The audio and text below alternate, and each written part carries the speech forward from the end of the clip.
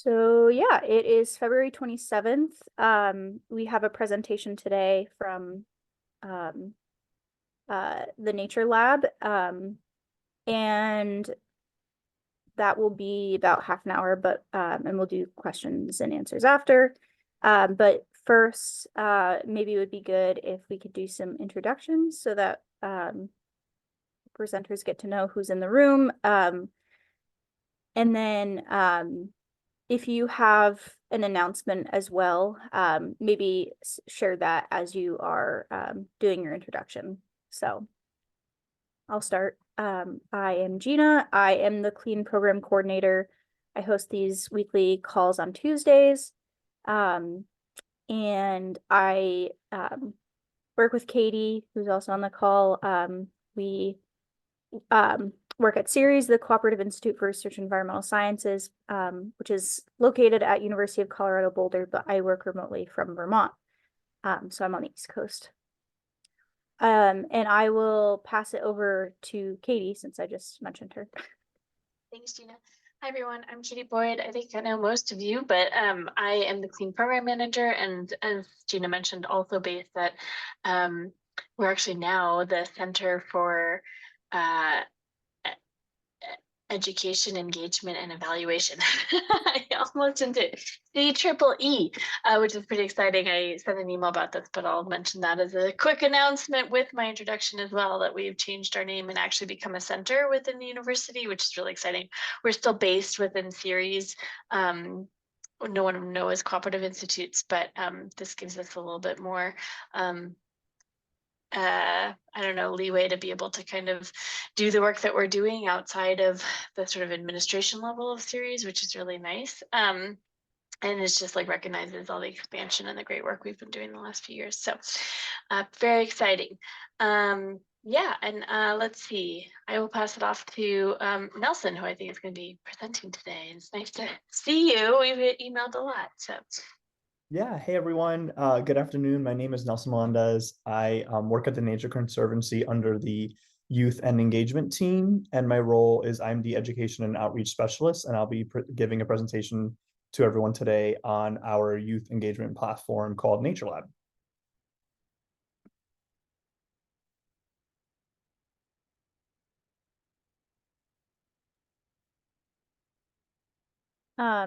Maybe since Nelson just introduced himself, Ximena, I know you have bad Wi-Fi, but can you unmute and introduce yourself? Yeah, absolutely. I'm going to keep my camera off because we are having some issues with our internet today. I hope nobody else is impacted. It's an Xfinity thing, I heard. I don't know, but I'm going to stay off camera for that reason. But I'm here supporting Nelson. He'll be leading the presentation, but I'll be able to chime in if there's any questions. I'm the Associate Director of Education here at the Nature Conservancy, and I help lead our youth strategy and communications and marketing and educational content for youth audiences. And I'm based in Nashville, although I'm currently in Indiana.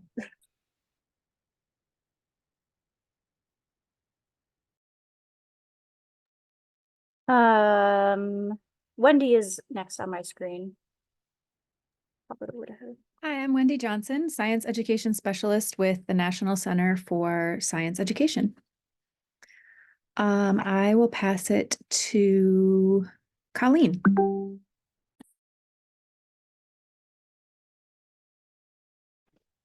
Hi, good morning. Well, good morning for me, everybody. Hello, I'm Colleen Fisk. I'm the Education Director at the nonprofit Renewable Energy Alaska Project, or REAP.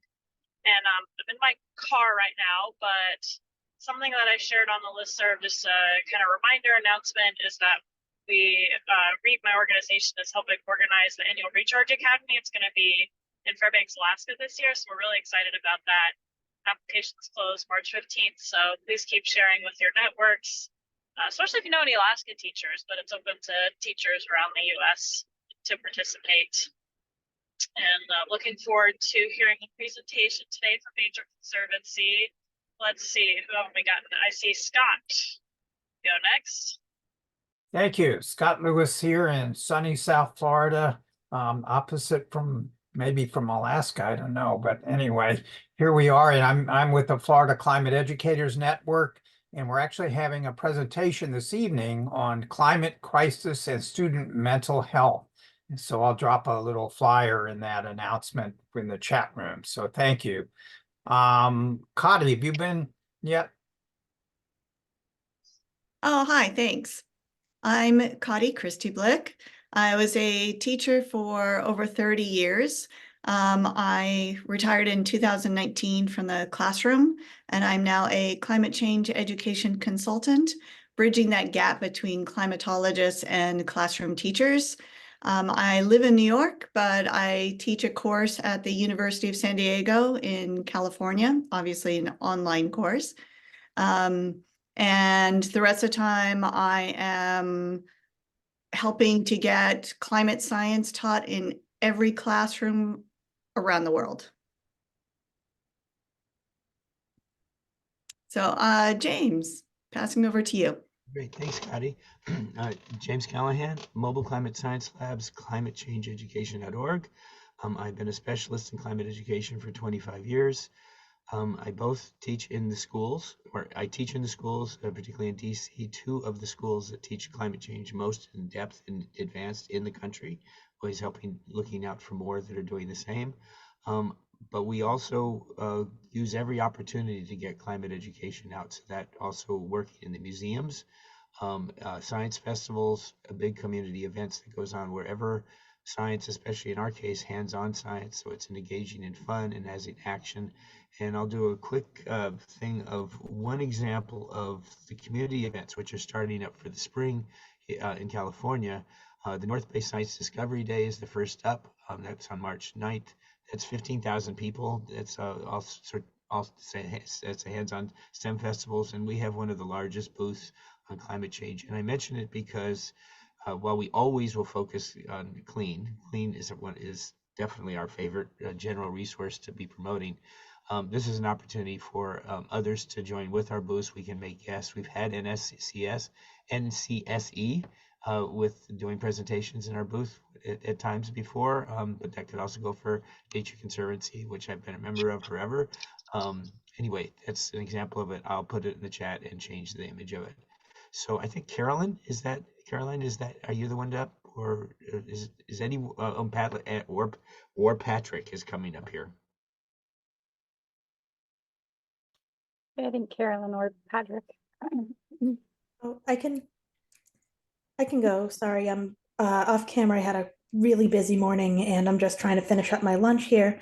I'm the education and curriculum manager for the Clear Institute, a Florida-based nonprofit. We focus on climate, clean energy, education, and advocacy. Thank you. I don't think Marie's gone yet either, so let her go. Yeah, I can go next. Hi, everyone. My name is Marie Fargo, and I'm the Instructional Resources Coordinator at Climate Generation, a nonprofit based in Minneapolis, Minnesota, on Anishinaabe and Dakota lands. And I can pass it to Patrick. Hey, y'all. I'm going to keep my camera off for a few more minutes here, just having some lunch. But I'm Patrick Chandler. I'm a education specialist for CLEAN, and working on teaching climate across the curriculum in non-science classrooms and translating the National Climate Assessment for educators right now. So yeah, good to see y'all. Thanks, everyone.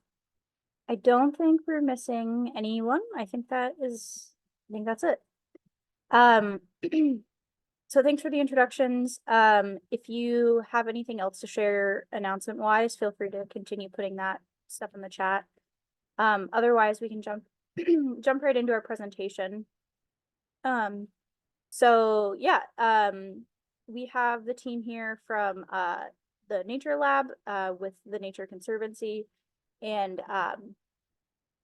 they are going to be discussing bringing nature into the classroom and talking a little bit more about their program and how that supports K-12 education, that type of thing. So Nelson, I think that you should be able to share your screen. Yeah, I'll check on that real quick. And we should have time, we should have a good amount of time at the end for discussion and questions and stuff. So be thinking on that.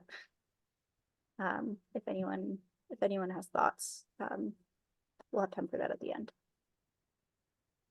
Sounds great. Thanks, everyone. I'm going to share my screen now, and I'll just check to make sure that everyone can see it. I'm going to be doing a couple quick demos through like switching around some tabs. So I'll just kind of pause every time and just to make sure that everyone can see everything.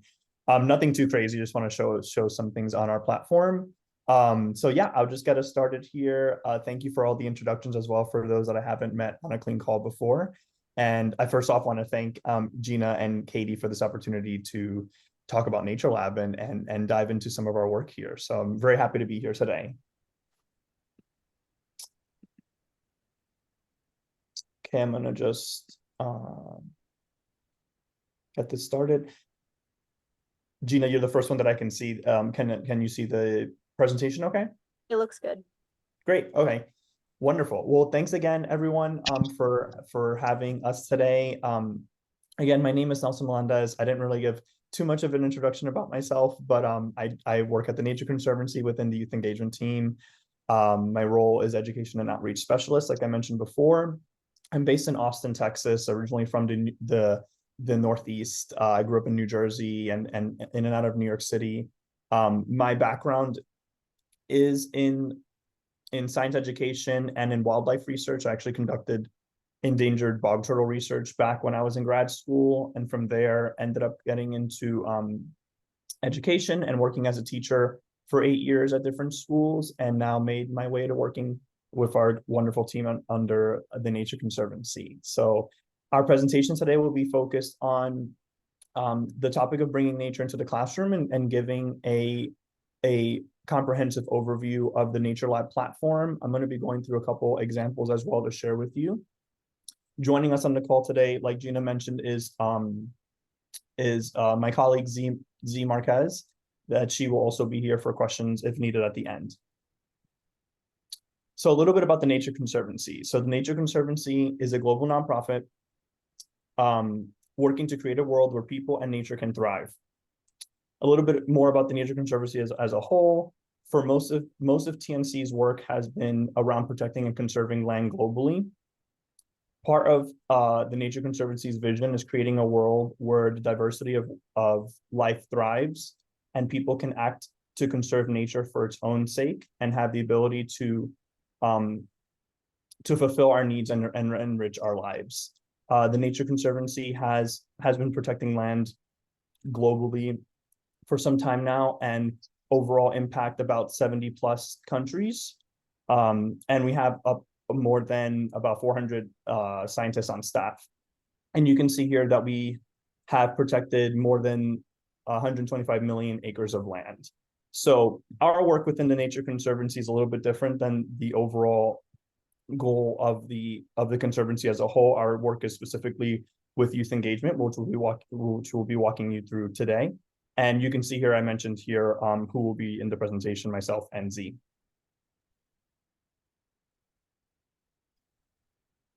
So the objectives of our presentation today is to provide an overview of the Nature Conservancy's youth engagement program, experience the Nature Lab platform through a curriculum example, learn how we stay connected with our educator audience and different ways that we connect with educators, and learn about a few of our most recent innovations within the platform.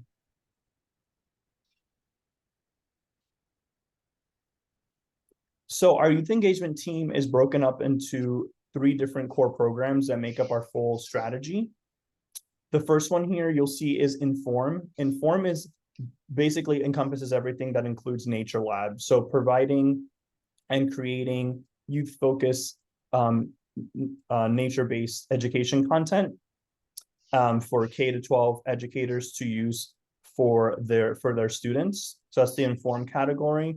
The Connect category is more of an internal TNC community outreach part of our strategy, which is focused around having all youth programs under TNC within our different state chapters have a community of connection for either collaboration, for partnerships, just for sharing information as well on what everyone is working on, and also for providing DEI programming and training. The Elevate category is specific to our externship program, which was created in collaboration with the National Geographic Society, the Nature Conservancy, and an externship company called Paragon One.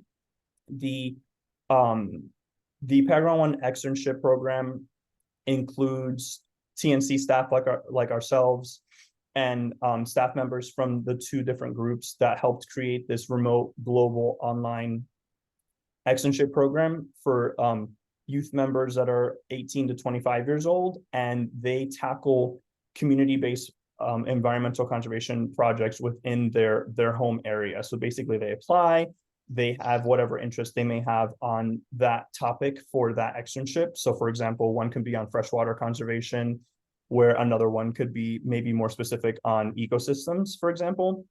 And that part of our programming is specific just to that externship program and elevating youth voices and being able to focus more on youth activists. So a little bit more about Nature Lab. So Nature Lab is focused on creating resources for young people, and our resources are for K-12 educators to use.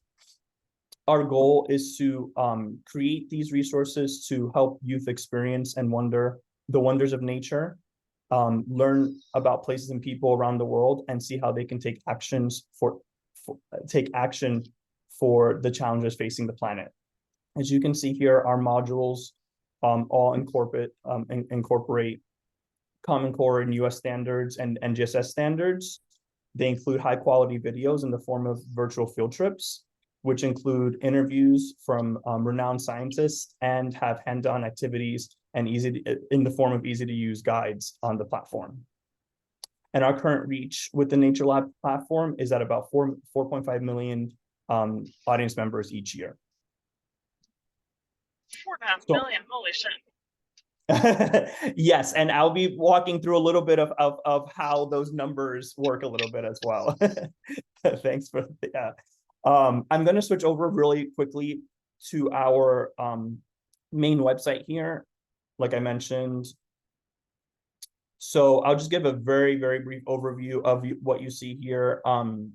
So we have the Nature Lab website. Here's our landing page with our mission statement here. And so each that page is showing up for us. Yeah, we It's still not? see the slide. Yeah, Okay, let me see if I can switch. to restart the share. Let me end the slideshow and then switch over. Did that work? Or no? We're seeing just the general PowerPoint window now. Okay, so it's not working. Okay, no, that's fine. I will. Nelson, I think you have to Gina's right. stop. I think when you just shared the PowerPoint. If you just stop sharing and try to reshare the other window, that Got should it. probably. Yeah, no, that sounds great. I'll do that real quick here.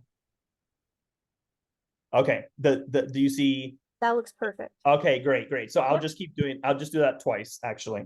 So, great. So here is our landing page. What I wanted to share a little bit about was just how our platform looks.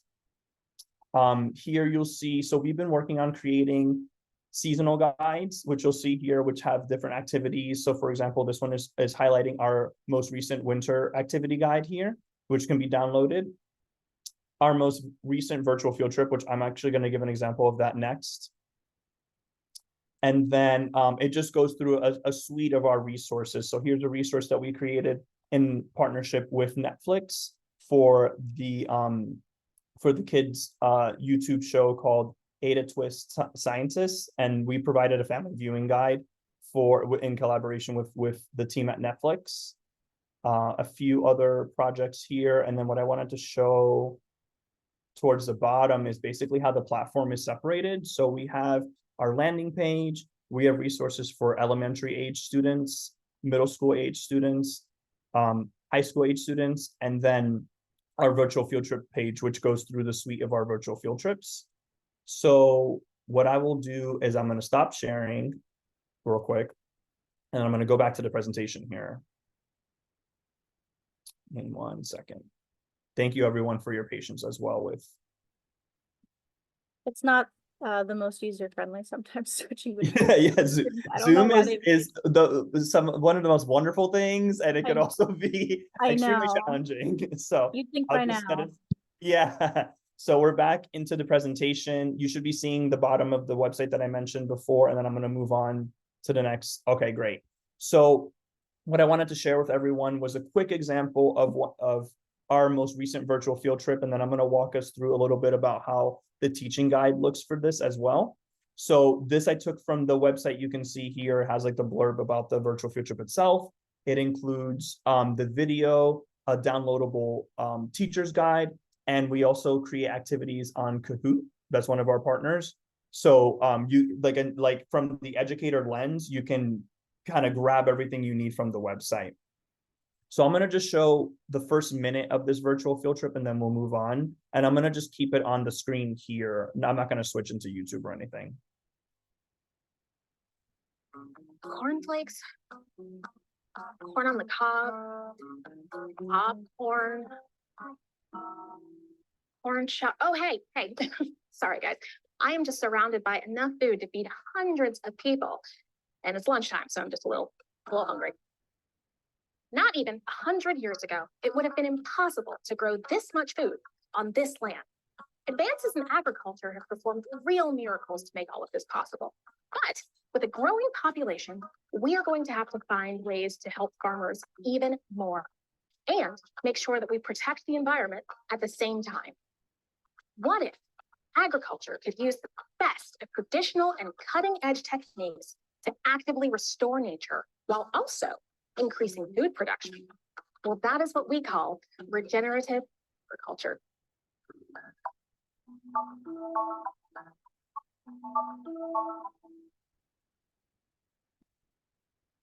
Okay, so I just wanted to share that as a quick little example of the beginning of one of our virtual field trips.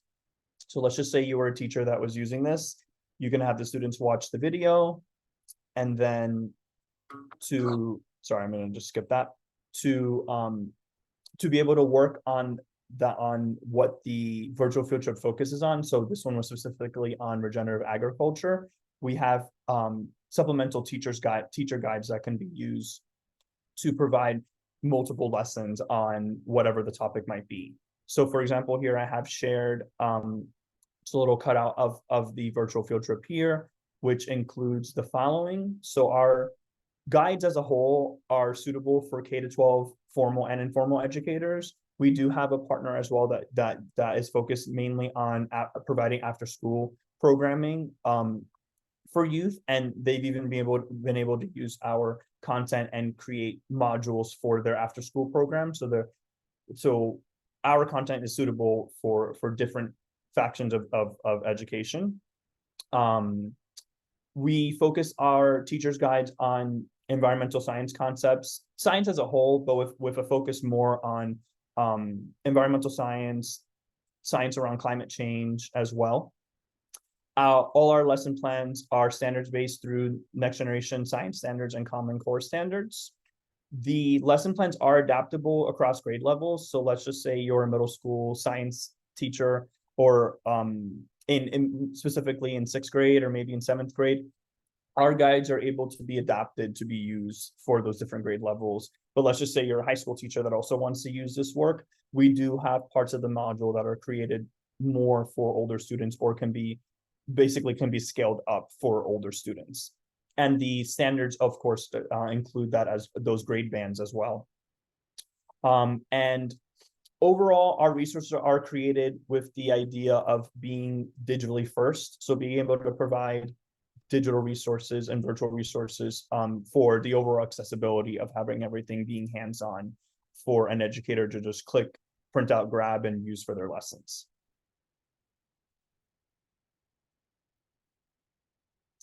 Now I'll be sharing a little bit about how we connect with educators. So we connect with our educator audience in a few different ways.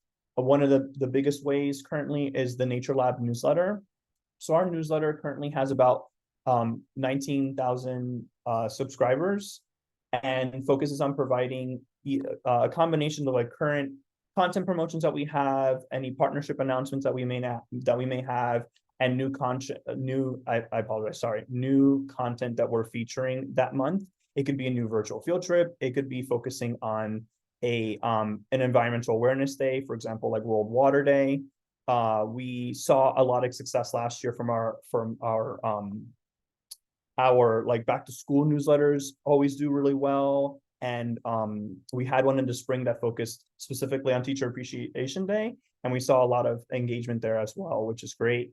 We also have altered our strategy a little bit to include educator surveys. So each month an educator will get a survey related to either a student-based question for like a do now activity with an activity included, or a specific question for educators related to the newsletter itself. So ways to improve, what content do they want to see in the future, things like that, of that notion. We also have a pretty large social media social media audience on Facebook, and we've been growing our presence on Instagram, mainly through our posts, our stories and reels, and providing whatever partnership announcements we may have as well, and other flagship related social posts as well. So a little bit about how Nature Lab is going. I think it was Colleen that mentioned the oh my gosh moment with our numbers of reach.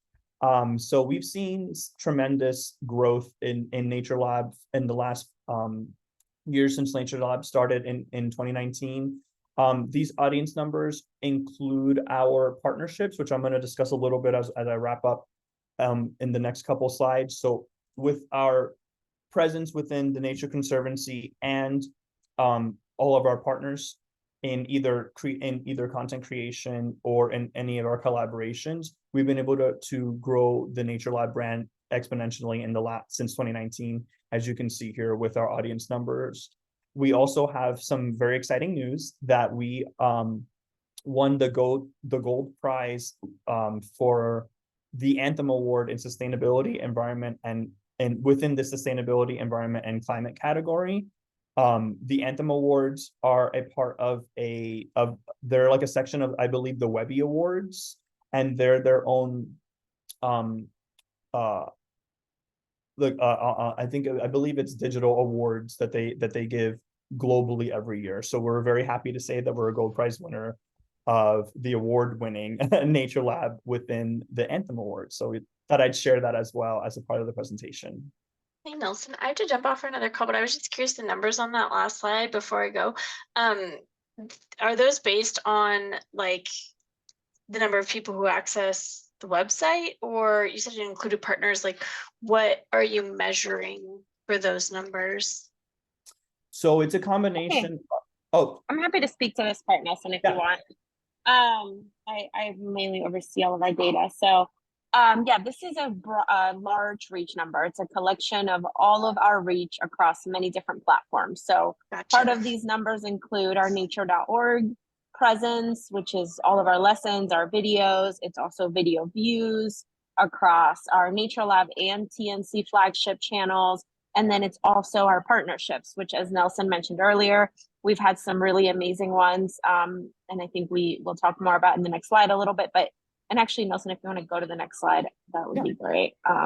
We've had some amazing partners, and we rely on our partners for our reach too. We have a very wonderful presence on some content-specific partnerships like PBS Learning Media, Subject to Climate, Kahoot, Mizzen, most recently TED Ed. We've been partners on some large campaigns like the Netflix Ada Twist Earth Day campaign, a Nickelodeon campaign for some Spanish language content. So it really encompasses any way that any educator, child, parent accesses anything that we basically work on the youth team, which is a pretty large umbrella of partners, content. It lives in many different places. You might encounter Nature Lab content in a lot of different places and not even realize that it's a Nature Conservancy collaboration, because a lot of times we're really willing to partner and co-create as well. Thank you. I appreciate that information. And yes, we're happy to be partnered with you too. Yay, of course, yes. Great. And just to wrap up here, so wanted to share a little bit about our most recent innovations. So we recently launched a section of our website to be focused on creating Spanish content in Spanish, which is called Jóvenes at TNC. So we're happy to share that we recently launched this earlier this month. So this part of the website will just include content in Spanish for either teachers that speak Spanish or from Latin American countries to use to teach about Nature Lab. So pretty much the same content pieces that we have in English translated into Spanish. I mentioned this a little bit earlier, but we also have been working to create fun and engaging seasonal activity guides. Here's an example of our fall activity guide, which we launched a few months ago.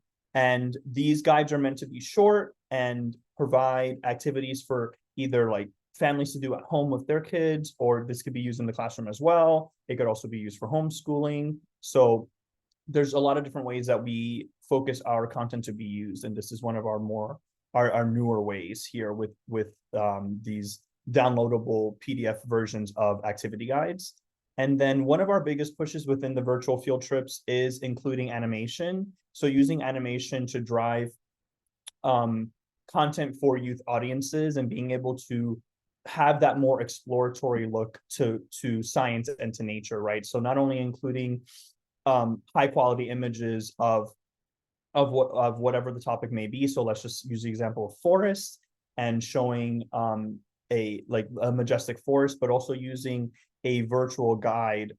And the guide's name is Victoria to go through each module in an animated sense. So it's really a great way to engage with younger audiences as well.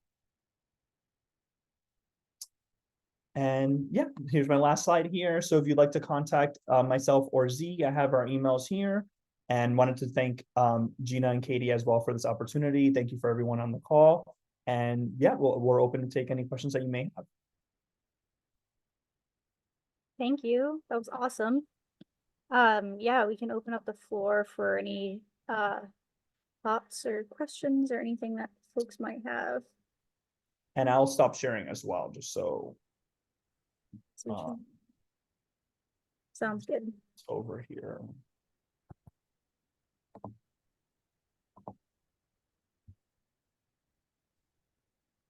There we go. Sorry about that. Yep. If anyone has any questions for us, feel free to share. Nelson, I have a question. Oh, sorry to jump in, but yeah, I am curious to hear more about your translation process and just how you're doing that, I guess both on your website, but also with individual resources. What does that look like? I'm sorry, Marie, could you share the question again? My internet kind of fizzled out, so I think I missed part of it. Sure, just wondering what the process is for translating resources and translating your website.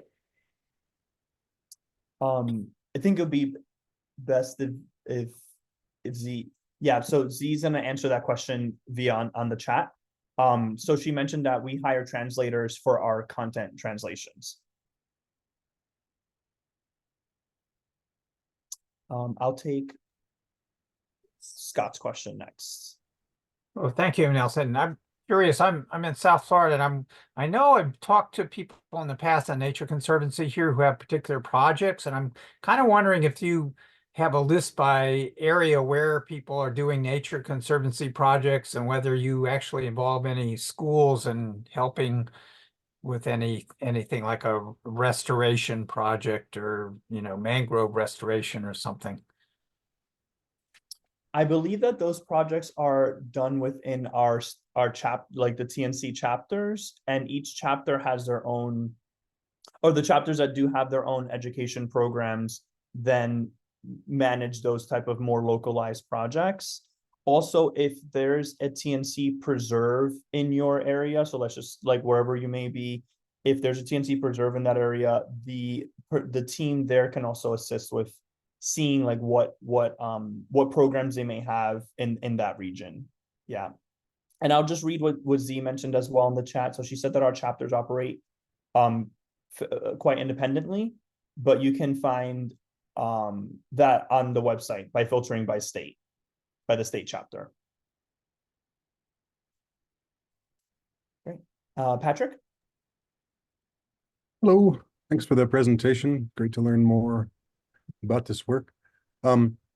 So, we can definitely see the numbers and the outreach, but I'm wondering if you could talk a little more about your goals and what you hope to do by sharing this content, and also if you've measured impacts and what that looks like. So I would say for goals, so Nature Lab started in like right before it was a transitional part of for youth engagement, and the thought was that around, I would say this was before the pandemic, but coinciding with the need for more virtual resources, that's what first struck the idea of the Nature Lab platform being created. From there, the platform initially grew to work with schools to be used within like some of the productions and also in some of the work that was being done. But then during the pandemic times, everything switched to be a more virtual module, a more virtual model of providing content. So the overall goal of Nature Lab is to provide educational content for educators to use supplementary within their science curriculums, and then being able to share those activities and hands-on resources with their students. Z mentioned here a little bit about data and in the chat here, so I'll just read quickly what she said. She said, we don't have a great way to collect data beyond broad reach, and some of that is intentional. We don't want to impose any barriers to entry, logins, paywalls, etc. So in avoiding those, we also make it more challenging for us to collect data beyond reach and geographic locations. Yeah, and I want to let other people have space too, but I want to push a little further. I understand there was a need for more online content, especially in terms of the pandemic, but with all of this content, are you pushing a sustainability lens or a science lens? What are the goals, the learning goals that you're really pushing towards here, and how are you working to accomplish those? Oh, that's great. So I would say within the learning goals themselves, it is to have more of a focus on education around climate change and being able to provide these types of resources that are not commonly always seen within the general standards and within K-12 education, right? So being able to create these resources and have that more specific lens, like you were saying, Patrick, around science as a whole, but the goal is to provide more educational resources around sustainability, environmental science, and content pieces around specific to climate change, especially because of TNC's overall network of scientists that we have on staff as well. So we use that combination of our breadth of knowledge as educators, our work with TNC scientists, and also our video team to create these high quality videos that are used in the lessons. So it's a little bit of a combination of providing supplemental science education, but also having that more focused lens on climate change action, and also really an intentional push for leveraging youth voices as well. For example, like through the externship program is like a part of, I guess, our whole strategy, but specific to Nature Lab is providing that specific content piece area. And Colleen? Hi, I just want to apologize again for the cursing during the presentation on a recorded video. My apologies again, but I had a question. Are all of, so I'm not sure I quite heard you say it, are all of these resources free and available for educators on your website? So yeah. They are. That's a wonderful question. Yes, they are. Yeah. Yes. Okay, Everything's great. free and downloadable. No, it's a wonderful question. Yeah. Everything's free and downloadable within our website. And all our videos are also on YouTube as well. And also available through the partnerships that we discussed earlier, that Z mentioned earlier. Great, thank you. Of course, yeah. And James? Yes, thank you, Nelson.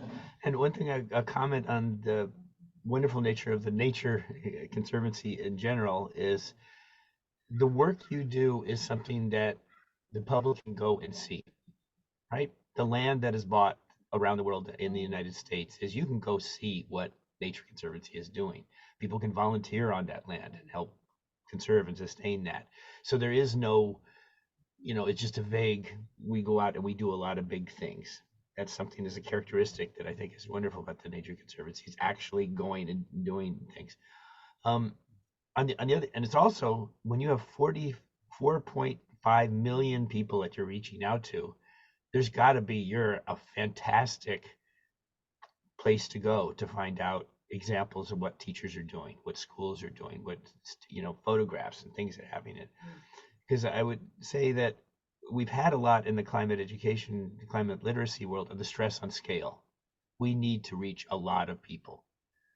And I'd say you have taken care of a huge part of that part of what we do. 4.5 million is a huge scale. It's when we put the stress on the scale, are we also seeing what are we doing to support the teachers? What examples of some, really good examples of what has happened from the perspective of the teachers and the schools and the students? I mean, where is it at the bottom? Because a lot of what we're addressing is students feel that they're being talked to, but not being involved.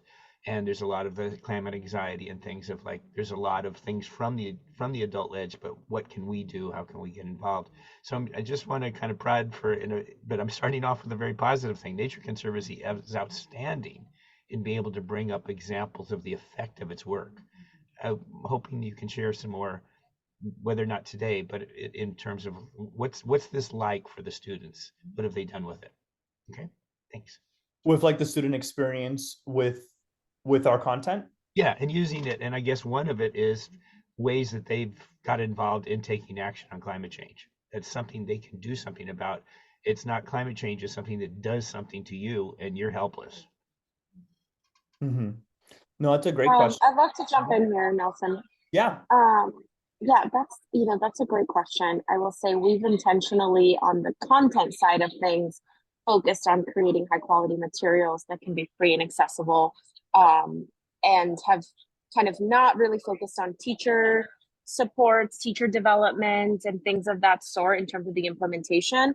And the reason for that is we just think that there's such amazing work being done in that space and that we don't need to do everything, and that we sort of focus on the thing that we do really well, which is really connecting young people to our conservation work and to science education that is reliable and scientifically backed. But I will say we have other programs, which we haven't touched on in this presentation, but really work in tandem with our content and curriculum development.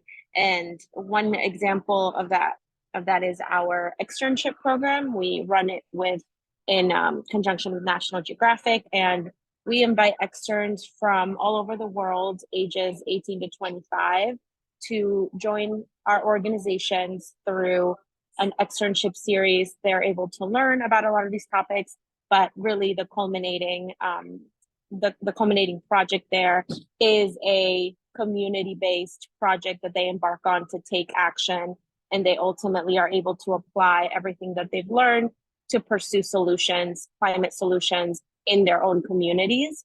They receive a stipend and they're compensated for that time and that work, but really it's for them to learn.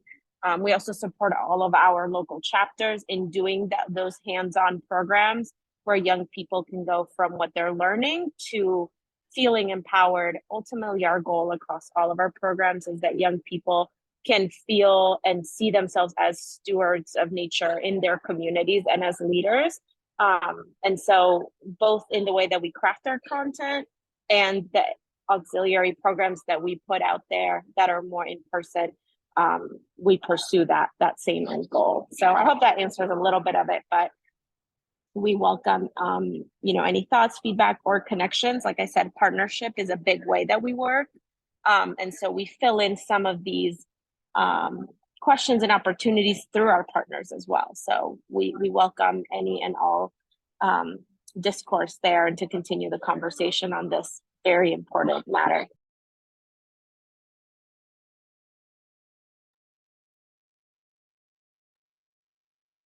Thank you, Z, for chiming in on James's question. Thank you, James, for the question. Does anyone else have any other questions for us?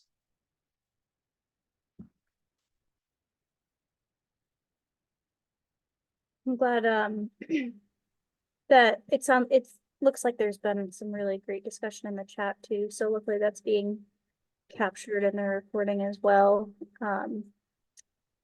Yeah, any other thoughts or questions?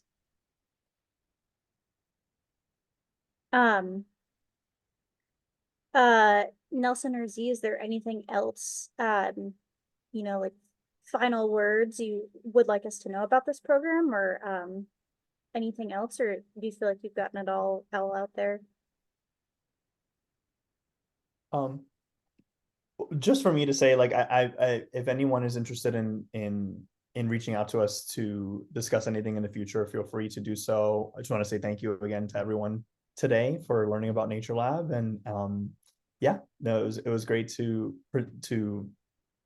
have this opportunity to present to a new group to learn about Nature Lab. It's always a fun and exciting experience.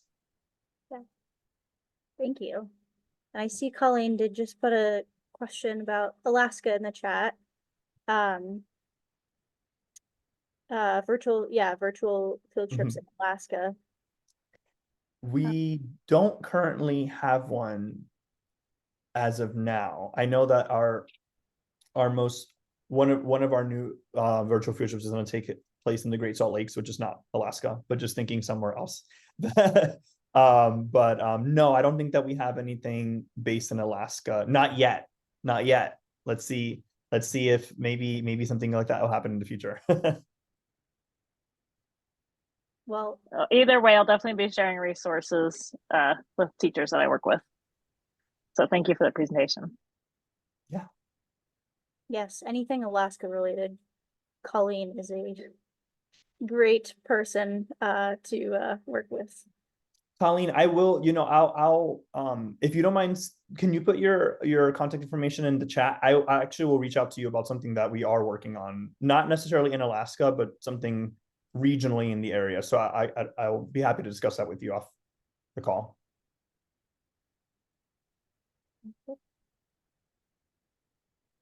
Any other thoughts? We can wrap up if folks are feeling ready. I know some folks are having to jump off for their next meeting. So any other thoughts?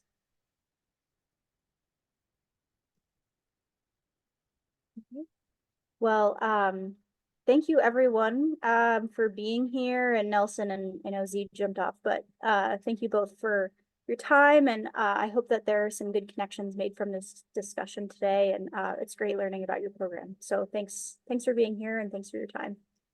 Thanks everyone. Feel free to reach out to us if you have any questions. Thanks again. Thanks all. Thanks.